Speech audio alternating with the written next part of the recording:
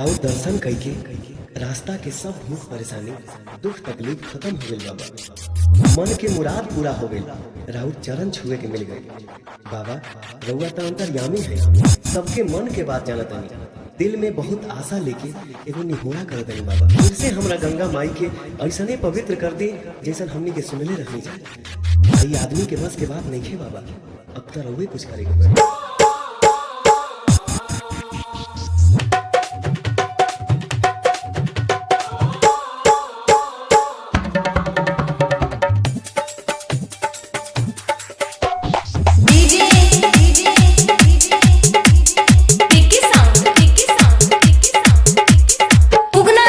Bhawanipur Ugna Dham Bhawanipur